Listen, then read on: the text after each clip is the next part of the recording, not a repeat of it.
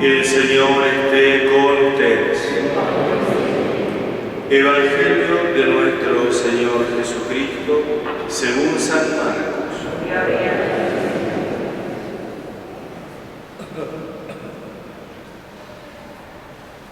Los fariseos con algunos escribas, llegados de Jerusalén, se acercaron a Jesús y vieron que algunos de sus discípulos comían con las manos impuras, es decir, sin lavar.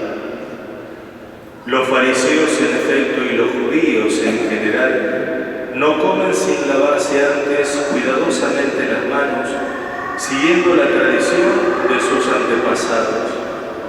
Y al volver del mercado no comen sin hacer primero las abluciones. Además, hay muchas otras prácticas a las que están aferrados por tradición, como el lavado de los vasos, de las jarras, de la vajilla de bronce y de las camas.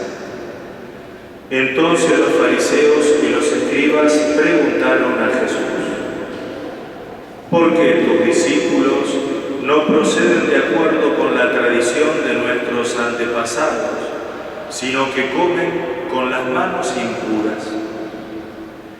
Él les respondió: hipócritas, bien profetizó de ustedes Isaías en el pasaje de la Escritura que dice: este pueblo me honra con los labios, pero su corazón está lejos de mí. En vano me rinden culto, las doctrinas que enseñan no son sino preceptos humanos. Ustedes dejan de lado el mandamiento de Dios por seguir la tradición de los hombres. Y Jesús, llamando otra vez a la gente, les dijo: escúchenme y todos y entiéndanlo bien. Ninguna cosa externa que entra en el hombre puede mancharlo.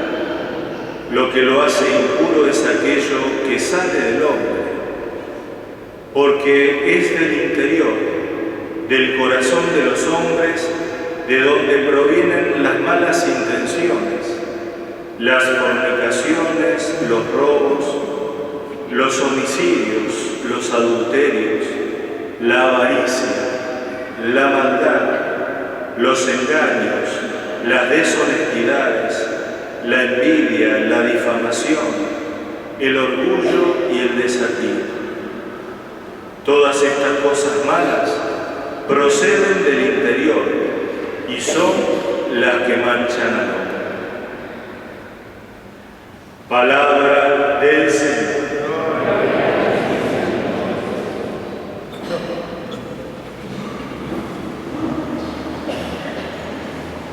Queridos hermanos, en este domingo, Día del Señor, recibimos una vez más la palabra de Dios, la palabra de Dios que quiere realmente tocar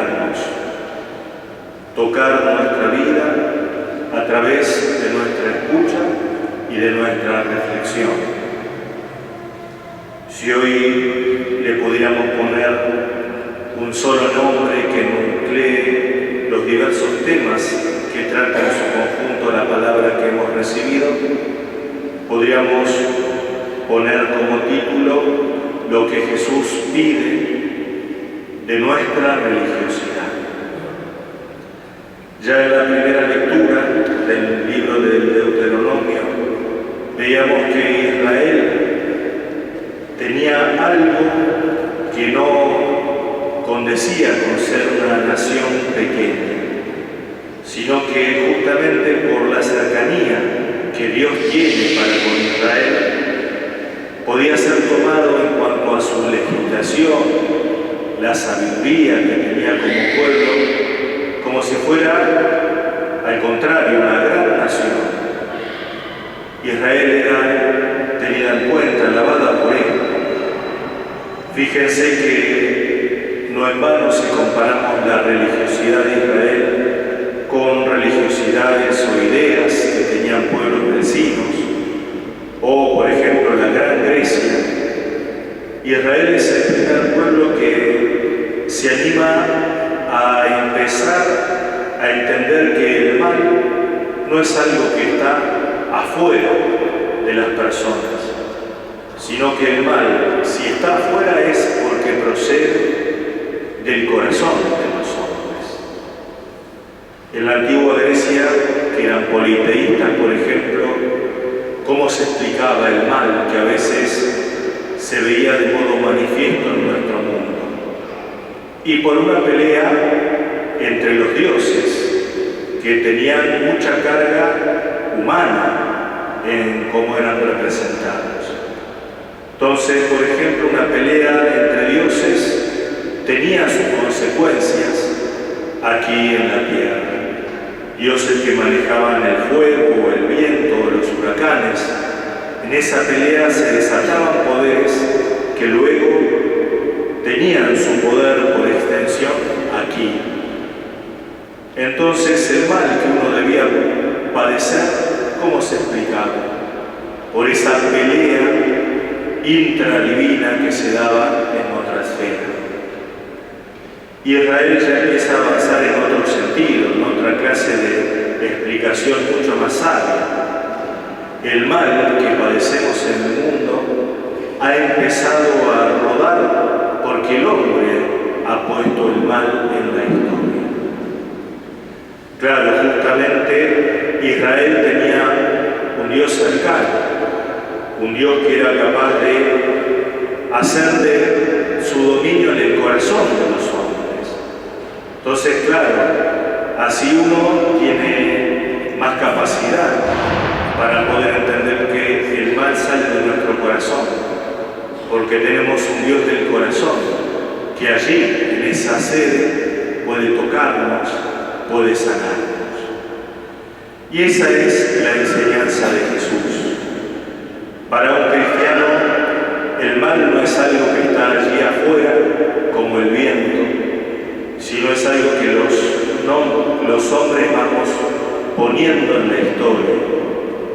Y con las repeticiones voluntarias de las personas, ese mal se va acumulando, se va enquistando, hasta darnos la sensación que es algo ya propio del sistema, que está en las articulaciones humanas. Por eso San Juan Pablo II, en un documento que él mismo nos diera, que se llamó Reconciliación y Penitencia, nos decía que no nos es lícito hablar del mal como un problema de las estructuras. El mal siempre tiene un responsable, y un responsable individual. Si el mal se inquista en el mundo, es porque alguien lo comenzó a hacer rodar. Entonces el mal tiene siempre una responsabilidad personal. Muchos de nosotros incluso podemos creer, como en tiempo de Jesús, con sus variaciones, que el mal proviene de afuera, de lo que uno puede comer. Bueno, nosotros a veces hablando reconocemos que meterse en la sociedad, en ciertos roles, en ciertos puestos, realmente es muy difícil, porque parece que hay lugares que solo se llegan haciendo oídos sordos a cosas que comprometen nuestra moral. Bueno, ese mal no es que está allí porque sí. Ese mal está allí porque alguien lo puso y porque nuestra costumbre lo permite, o porque no lo trabajamos, pero no estamos exentos de la responsabilidad. Cuando uno tiene que acceder a algún puesto y uno tiene que vivir la lógica de la fe y la lógica de una religiosidad pura. En cuanto a religiosidad, hoy veíamos que Jesús es bastante duro con este grupo que era de los religiosos encumbrados de su época. Les dice, sin rodeos, hipócritas, y le critica la exterioridad excesiva que ponían en la vivencia religiosa. Por eso aplica aquello que decía el profeta Isaías a estas mismas personas. Me honran con los labios, no de la boca para afuera, en el ámbito de lo que se ve, pero su corazón, que escapa a la visión de las personas, su corazón está lejos de mí. En vano entonces me rinden culto.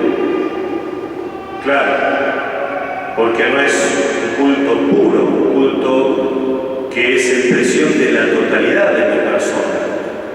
Es como algo que uno hace para ser visto, pero no me implica en mi unidad.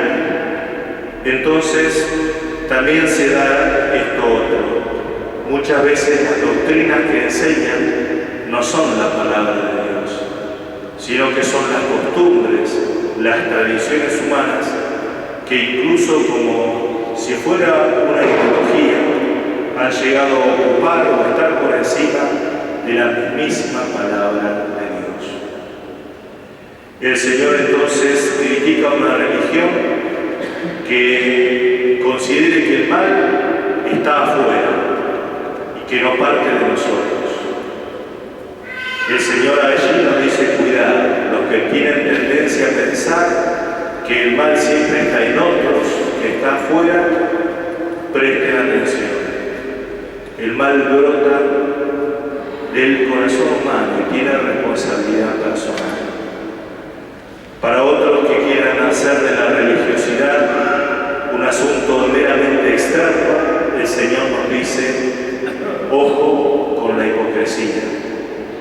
La verdadera religión que nos une efectivamente a Dios es una religiosidad que brota de la pureza del interior, del propio corazón. Por eso, la verdadera religión no es hacer ritos, muchos, pero vacíos, sino es hacer ritos que realmente broten de la pureza de